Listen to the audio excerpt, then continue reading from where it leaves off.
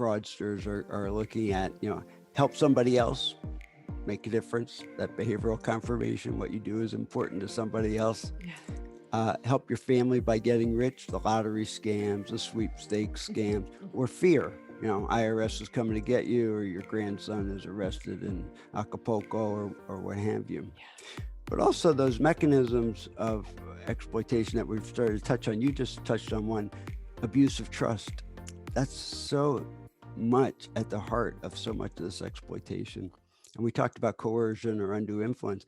The third one is really financial entitlement. And this is really sad because, let's say well, I am a middle-aged adult and I was my dad's caregiver. But let's say all of a sudden I say, well, I have to take dad to the doctor, and he should really drive around in a nice car. Of course, 99% of the time I'll drive around in it. So I'm going to buy myself a BMW with my dad's money. And I start to feel entitled to that. I don't think of that as theft or misuse of funds. And that's a real problem because what we have noticed is that money is quite the taboo topic among generations. Older people don't talk with their younger family members about their finances, where it's kept, how they protect it, and so forth. What are the barriers to that? What keeps people from talking about it? One thing is people fear that if they let their kids know they have money, that they'll feel more entitled to it.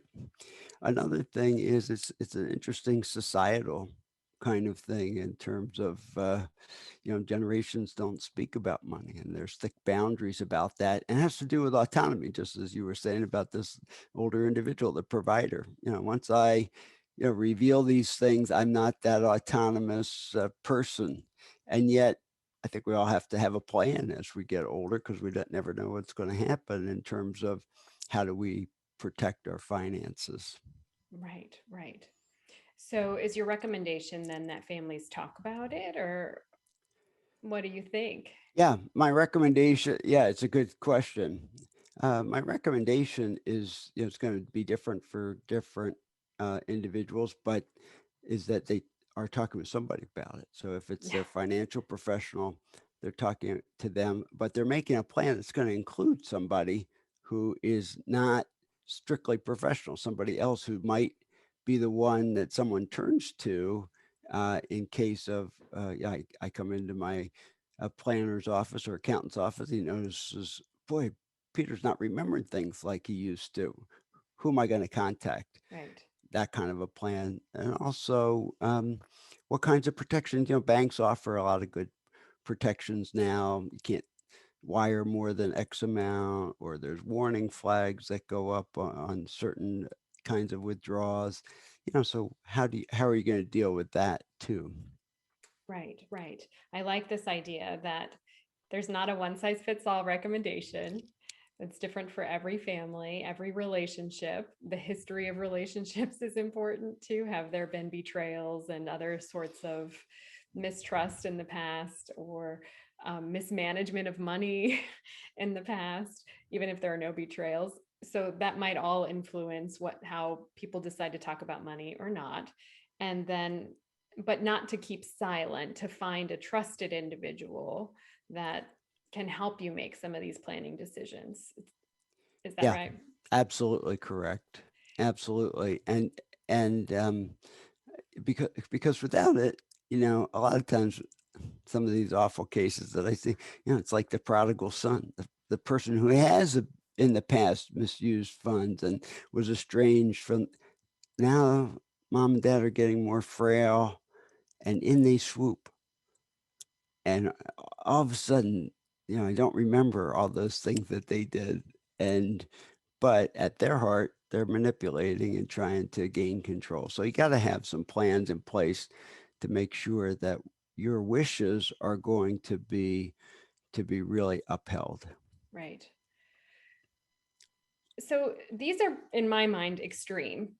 But then there are these like subtleties that I see happening where I wonder, and I don't think we'll have clear answers about these cases that sort of skirt the line of exploitation or not, or it's like this ambiguous place where, well, there's a caregiver and a strong family history and relationship, and they're pretty enmeshed maybe, and maybe the person is taking a little more than they would, or maybe the older adult is giving to a grandchild when, because of that sort of desire to contribute, but then the caregiver says, well, no, we really can't afford that. We need to keep your money for this other caregiving need.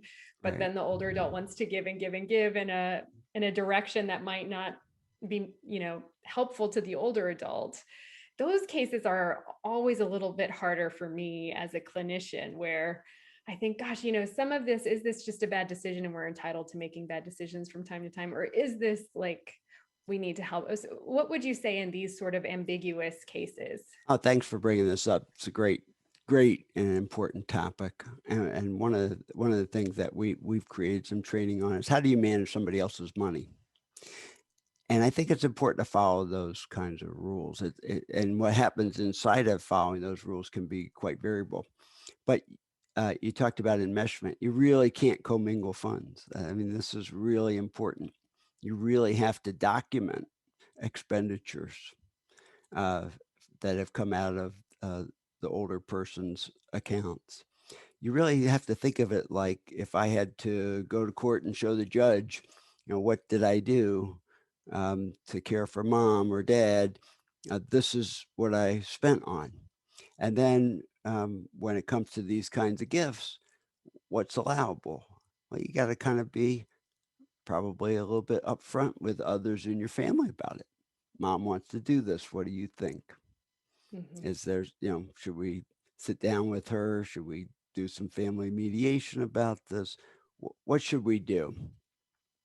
But secrecy is really what gets people into trouble, and also not having some clear kind of boundaries between the finances and not keeping a chart of accounts on what they do, and that's where my brothers would say, "Oh my gosh, Pete's just really going around and exploiting dad." Even though my dad wanted to send my daughter to a camp or something. And of Yeah. course, that could be very genuine, and my dad might have had the money to do that. So I have to be upfront about that in some ways. Right. Right. You're managing a system when you're a caregiver. You're not just managing the older person. And it is everybody's business because they will become interested parties. So you might as well do that up front.